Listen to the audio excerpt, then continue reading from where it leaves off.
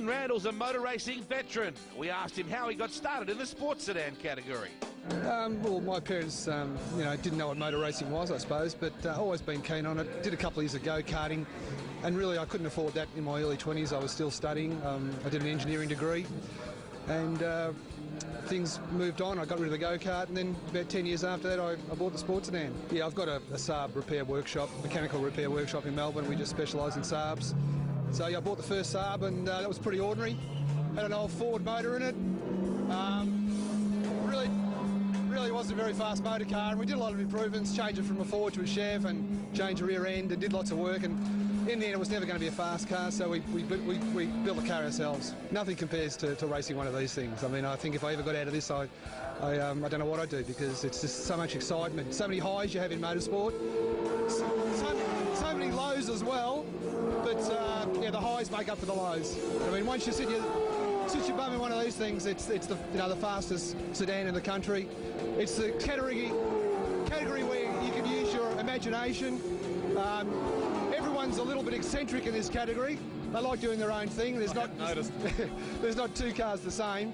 And you just keep trying to improve it all the time. If we come back from a race meeting, we think it's pushing or it's oversteering. What can we do? No, it's non-stop working on the cars, but it's a lot of fun.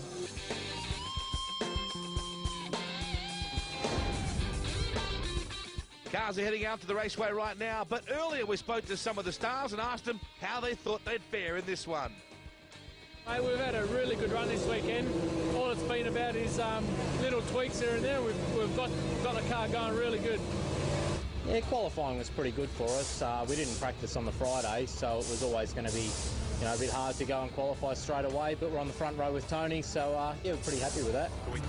Well, yeah, today's going to be interesting, isn't it? It's not real wet and it's dry and the sun's out and the blue sky's there and then it's drizzling, so I hate these days. These are shockers. You don't know what to do. And so we're on a rain-sodden Phillip Island Grand Prix circuit right now for the Cambs Nationals, and it's round 2 of the Kerrick Industrial Equipment Australian Sports Sedan Championship. Points coming into this sees Ricciardello leading by just 6 over Bailey. You've got Hossack, Randall, Wall, Crompton and Tomasi in all of that. As we take a look at your grid, Ricciardello and Hossack, Randall and Tomasi, Wall, Crompton, Hastings, Sinisi, and don't forget, hanging out at the back of the grid on his Pat Malone is Dean Cam.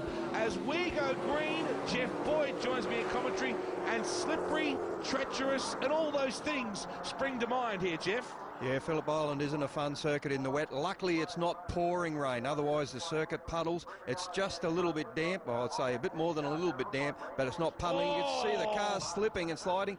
As I say that, there is water running across there. But look, Hossack, he's got in front of Ricciardello now, moved in front of the Alpha, and Ricciardello looks very, very tentative at this stage. He doesn't seem to like this set of tyres he's on. He's usually quicker than this, and Randall's right behind him. Tomasi there as well. We'll just have to see how they go in the next couple of corners and see whether Ricciardello can get on the pace. They've got much bigger, wider tyres than the majority of the categories here today, and you would think, well, that would equate to more grip, but that's not necessarily so. They've also got more horsepower, and in many respects they're a lot lighter than their counterparts in the pit area as well, so plenty of tail action. I think you're right, the Alpha is struggling for purchase on this slippery and greasy circuit at the moment. Yeah, you can even see Hossack moving about. Look at Randall, the Kerrick-sponsored car right behind Ricciardello now. He's trying to get traction on the inside. Can he get down the inside? We've just lost vision of him, but I don't think he did. No, he's dropped back in behind. So looking for a way past Ricciardello, the Alpha from Perth, working very hard, but not getting the traction he requires out there today. Very unusual to see the Alpha in defensive mode, but that's what maybe Tony Ricciardello is going to have to do today as they drop over the top of Lukey Heights here at the Phillip Island Grand Prix circuit. Randall really giving Ricciardello something to think about, and you think Dean Randall's thinking, how good's this? I'm all over the Alpha. I might even try and pass him on the outside, and he does. Yeah, definitely no traction from Ricciardello's car today, but this is a good move from Randall. Randall doing very well in the points at the moment. Up in 4th at the moment. He needs all the points he can get, and he needs to get in front of Ricciardello. We're just going back to a replay of the pass here, getting good traction out of that corner, very low-speed corner at Phillip Island, in the wet, round the outside, no problem for Randall, and he'll be really happy about the traction in the Saab. 2 Saabs out in front now with Hossack, quite a good lead in front at the moment. Oh, look at that. Unbelievable conditions here at Phillip Island. There is Des Wall and the Corvette being rounded up almost by the Cortina. Now, that should give you an idea of what a leveller the rain can be. Hastings, who always does a good job in the Simons Builders Cortina, is really giving Wall something to think about in that awesome Corvette. Yeah, certainly is, and Des Wall's not looking comfortable out there either. I don't think I would be either. This track is normally 180 mile an hour down the main straight, and that's just, you can't do that today, obviously, in the wet, but Phillip Island's a treacherous place in the wet, and these cars really having problems at the moment. You can see the distance back from Tomasi back to Wall, and then young Glenn Hastings doing a fantastic job in the Cortina. A beautifully turned out Cortina. Oh! Ricciardello's gone down the safety road, so definitely not having a good day. And boy, is this going to hurt his championship points today, and bringing a lot of dirt back onto the circuit as well. And Wall's gone off as well, and on the next corner, so problems there for both cars. Everybody's struggling except for the race leader. You can see all the dirt that's accumulated in the front splitter there, and that is going to just drop it at various really important parts of the circuit. You just see there going by was Tomasi. Daniel has an enormous amount of people here this weekend. There must be 50 or 60 people here to watch him. That's just his family. They have a huge family. There is the Holden Calibra, the Domain Prestige Homes entry, coming over the top of Lukey right now. So Daniel's got a lot of fancy this weekend with a lot of work to do. Yeah, Daniel had a terrible year last year, really struggled to get the car through the corners. This year it's looking a lot better, and this is the second round, as we said, and Tomasi's got fairly good points, and he's looking for some better places this year. Back to Hossack, down the main straight they go. Randall, look at the lead he's got over Randall already, and then Tomasi. Hastings is the next one through, and Ricciardello way back in about 5th spot. You very rarely see Ricciardello in defensive mode. He's a long way back at the moment, but the rain, well, it can do some amazing things, can't it? And here comes Tomasi, having a very strong run. You've got Sinisi further back in the order, Crompton as well, as long as Dean Cam. And Des Wall, the Corvette, really struggling as well. Look at the big pools of water off to the right just there. Yeah, remember, it's not pouring rain either. It is fairly heavy rain, but not pouring rain. So this place is really treacherous when it really rains heavy. I was just looking at Tomasi's windscreen. I think that's one of the reasons these sports sedans are having some trouble, maybe Ricciardello and maybe Des Wall, is the fogging up of the front windscreen. Because the engine's inside the car, the heat comes up and just fogs the front windscreen, and you can't see anything out of the car. Randall got very sideways there behind Hossack, but look at the gap he's closed right up on the black Saab. Randall's right on the pace here this weekend. I think Hossack's speedway experience might come to the fore a little bit. He spent a lot of time sideways so far. You're watching the Kerrick Industrial Equipment Australian Sports Sedan Championship, and there is Randall.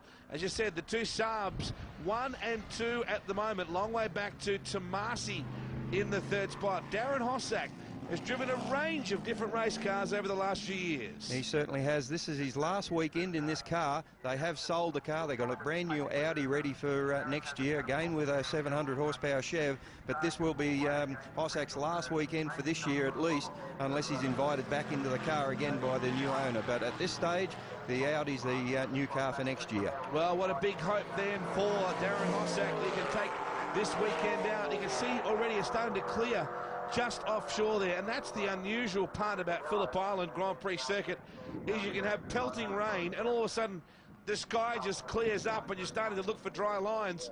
Randall, a very heady driver, back there in the 2nd spot.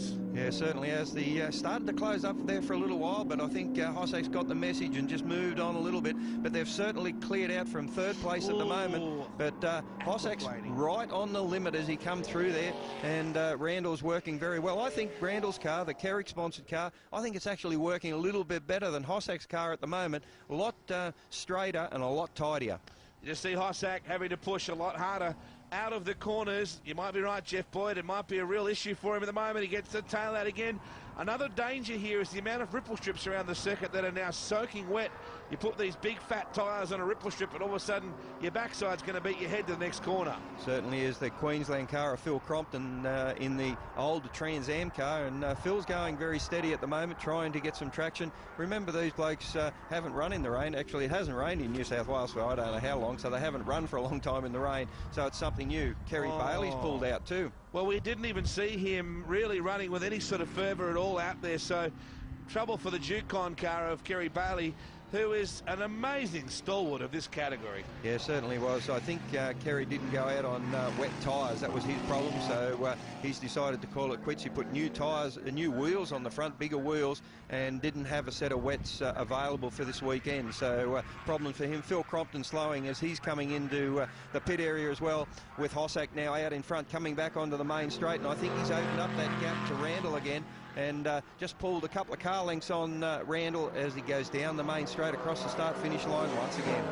Well, he's looking very strong, Darren Hossack, as you said, almost at will. He's been able to crank out a better lap time if Randall's got too close. So I think it's a pretty educated drive for Darren at the moment. This is one of the really scary parts of the course here during the dry. They really hammer through here. Randall again, looking like he closes up at this part of the course, but I wonder how much of it Darren Hossack is allowing at this stage. Yeah, certainly is. He's just controlling the lead. You only have to win in this particular race, or any race. You've only just got to win, but he's working very hard, very close to the ripple strip there too. Maybe he just touched a bit of the white paint on the side of the track, and that'll set these cars off big time. As you can see, every time he comes through the corner, the tail really works hard, but Randall again closes up under brakes. This car's working very, very well in the rain here this weekend at Phillip Island. Randall, a good, consistent competitor. Likewise, the man in front of him, Randall, has definitely closed him in just there. They head back around the sweeping left hand, and there is Tony Ricciardello. It has not been a fun day at all so far for this man. You talked about him earlier being on different rubber. I wonder whether he's cursing that right now. Yeah, certainly is. He's not happy at all. The car isn't comfortable. Normally he's the quickest man out there, as you can see, but after his little off, he's a long way back behind the leaders at the moment. And you can't nurse a big, heavy race car with this much horsepower and that much rubber on the rear around in conditions like this when you're not getting the grip you need. And as you said, look how foggy it is inside the car. Completely steamed up in there. The engine certainly wouldn't be helping things. The cool air outside meeting the warm air inside, and it would be trying to look like through pea soup, I would imagine, at the moment. Last lap now for the Kerrick Industrial Equipment Australian Sports Sedan Championship. Race 2 for the weekend, race 1 of our coverage, and it is all one-way traffic for the Black Attack. Darren Hossack edges the Saab towards victory lane in a fabulous drive. Randall never really let him get too far away. Good chase from him, and Hossack just in really good touch here today at the island. Yeah, certainly was, and with Ricciardello winning race 1 yesterday, keeps his points alive, but he really has to get points in race 3 and a little bit more. Look at Randall starting to close him down again, so he hasn't given in. They're on to the last lap right now. Not much in this at all. Randall really starting to close in. Here, a lap car. It's Sinisi in exactly the wrong moment for one of them. Yeah, certainly is, but they both move past Sinisi. Sinisi pulls to the left, but look at Randall. He's really working hard down past the Exide battery sign and closing up all the time. Darren Hossack's going to have to keep the power on if he wants to keep Randall behind him, and trying very hard. See if he gets sideways there, right out to the ripple strip, and gets a little bit sideways. So he's using all the circuit at the moment, but Darren's car looks very clean on the windscreen where Dean's doesn't. You can see the fogging up of the second of the Saabs, where Hossack's is a lot clearer. But look at the gap closing right up now. This is the last lap, half a lap to go, and Randall's right on the back of Hossack at the moment as they close. Randall only has one real opportunity, and that will be over the top of Lukey Heights. Is he close enough, though, Jeff? He's certainly closing right up at the moment. This is his only chance down in here into the right-hander. If he can get close enough, he's going to have a go. Look at him move to the inside. He's got no break-up lock. He's done it. Down the inside, last corner, as they come onto the main straight now. Hossack, though, he might be able to go around the outside. He's going to have a look, but I think Randall has got this weight. It looks really windy at the moment. Ambitious, to say the least, an outside pass. Randall has timed it beautifully. How about this Kerrick Saab? Checkered flag, rain sodden though it is at the ready. Hossack has one last crack at him.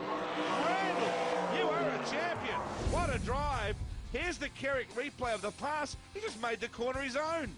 Yeah, beautiful move down the inside, no problem at all. Hossack looks to go the over and under, or the under and over here, and go back round the outside, but can't do it. What a job doing, Randall. He's got the win. Hossack second, Tomasi third, Hastings is the next one through in fourth, then Ricciardello in fifth, Dean Cam sixth, and Charlie Sinise and Phil Crompton not finishers this weekend.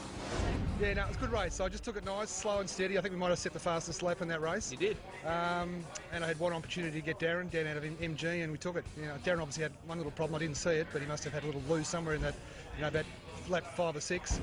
And we capitalised on it. Yeah, it's great. First one. Yeah, we didn't win though. We got done at the end. We had a huge lead, and the clutch jammed on down at turn 1 once, and lost my whole lead trying to. Once I got it to re-engage, I thought I won't use it again. So driving in the wet without a clutch is a little difficult. It's not bad on the up changes, but a bit difficult to match the res on the down changes. But a bit disappointing. But anyway, boys will fix her up, and at least we're off the front row for the third one, and we'll see how we go from there.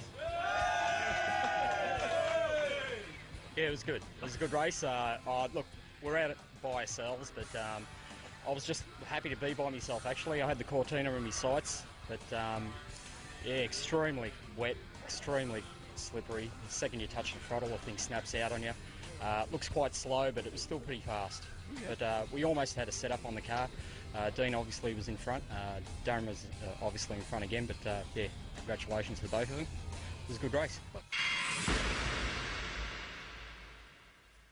One man who is a motor racing addict is Phil Crompton. He's category manager and a competitor. And we asked Phil what keeps him committed to his racing.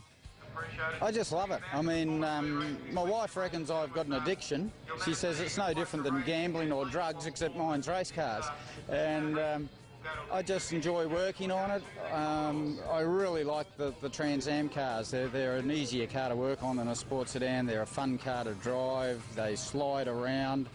I mean, I've tried water skiing, I've tried golf, I've tried other things, but this ruins you for everything. You know, you can have a great weekend, get a high, and go home healthy. You know, it's just, it keeps you young too. After driving something that's lightweight, that lurches around with a big V8, and then, you know, I've gone back and I've driven a couple of other things, but, I remember once I went into a car and I thought it was going that slow. I thought, I can just take this corner flat out, and of course I ended up in a paddock somewhere, but they're just a lot of fun, and but they are a big commitment and a lot of work as well, and that's probably why it's a bit difficult for some guys. The amount of work you've got to put in and the knowledge you have to make them work it takes a while to acquire.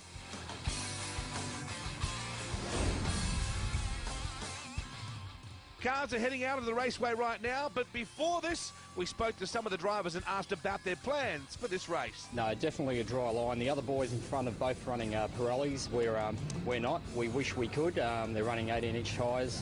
They're definitely 4 to 5 seconds quicker than us, and it shows in the timesheet, so we're definitely looking for dry weather.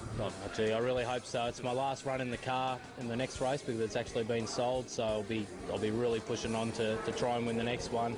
A bit unlucky in the last one. We had a clutch that actually jammed on and we lost 10 seconds there in the middle of the race while I rectified that and then had to drive without a clutch, which is a bit hard, but no, stand by for the next one. I'll be giving it everything. On the grid now for race number 3, and once again, Kerrick Industrial Equipment giving out a great award here today, Jeff. Yeah, it certainly is. It's a beautiful vacuum cleaner, and we gave it this weekend to Tony Riccadello's father, Basil Riccadello. 20 years he's been coming across from Western Australia to the eastern states to race sports sedans. I think that's a magnificent achievement, and Kerrick have awarded that this weekend with a beautiful vacuum cleaner. Away we go, racing now, and Randall to lead away. Tomasi up the inside as they storm down into turn 1 here at Phillip Island Grand Prix Circuit. Tomasi, wow, Daniel, great run into turn number 1. He leads the field as they come into the turn now. In behind him is Randall. In third is Hossack. And Riccadello's the next one through. A lot drier weather this time. No rain there to speak of. Just a little bit of damp circuit. And Des Wall did have windscreen fogging problems that we were alluding to before. That's why he was so far back in the field this time. But look at Riccadello. He wants to improve on his points, and he's going to have a look up the inside. Randall's having a look on the inside as well. But 4 at the moment, all very, very close. And Tomasi's got it sideways, big time. Tomasi got loose. They make the way. There's a huge crash. Randall tears the car to pieces. A violent series of flips. And he's okay. He's in fact, getting straight out of the car and not happy to be anywhere near the wreck, and who could blame him? Tomasi running up to see if he's okay, and Randall pegs the helmet at him. Well, raw emotion here.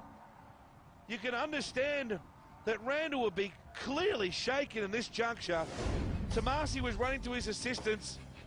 What a moment, Jeff. Yeah, now we'll just look at this. Tomasi gets it a little bit sideways, picks up the dirt on the outside. Then the car jacks sideways. That's what's happened. The car's jumped sideways in the wet conditions. This has flipped Dean Randall over. Now you can see the strength of the Sport Sedan. All the bits are falling off it, but look at the strength of the roll cage. Not a mark on the roll cage, and luckily Dean is okay. Now a lot of this throwing the helmet, that will be frustration and adrenaline built absolutely. up. But he'll be very frustrated. You can see Daniel's car just gets a little bit sideways, goes off the circuit, and he actually picks the power back up, but then all of a sudden it jumps to the right, and you can see, and just picks the wheel up, the back wheel of the Saab, throws it over, and there was a slight touch too, I think, with the Hossack car on the inside, but the body just comes off the car as it does a barrel roll and a couple of flips, as you can see. Now, a lot of the corners broken on the car, lands very, very heavily, and you'd also see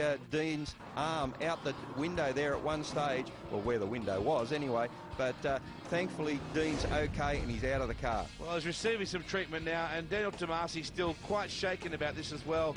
Dean Randall, just raw emotion spilling over. His pride and joy is nothing but a crumpled ruin here at Phillip Island Raceway. That will most certainly red flag this event. That is one of the biggest crashes in sports sedan history. And you can see Daniel in the background with Dean Randall in the foreground receiving treatment by the look of things for his neck, I would say, and it was a violent ride. The car's coming back. The race has been abandoned. Wow, what a spectacular and disappointing way to end the weekend here at Phillip Island Grand Prix Circuit for the Kerrick Industrial Equipment Australian Sports Sedan Championship. The points, it now sees Ricciardello 6 ahead of Randall, Tomasi, Hastings, Hossack, Crompton, Bailey and Wall. Frightening stuff here at the island. Look, obviously we're in front. We look like we had the racing line. I obviously got a little bit taily. As she's regained grip, Dean happened to be in that spot. I think it was a racing incident. I know, obviously, Dean spat the dummy, but you know, we've got a pretty strong friendship. Hope he gets over it. You must have been horrified to see the car take off like that. Oh, it was unbelievable. It was spectacular. I copped it on the just as I started to slide rearward. I just copped the underside of his tray, and I knew he was in trouble. So I'm out. I had the helmet off almost before the car stopped. I was unhitched, running full out. You know, obviously he was going to be on his roof or in some sort of trouble. And yeah, I think Dean beat me out of the car. Next round for the sports sedans will take us to Eastern Creek Raceway on July 8th and 9th, and the word is Randall might even repair the car by then. Coming up after the break, there's more from the Phillip Island Grand Prix Circuit with the eBank Trade Commodore Cup and the Speed Energy Drinks Australian GT Championship.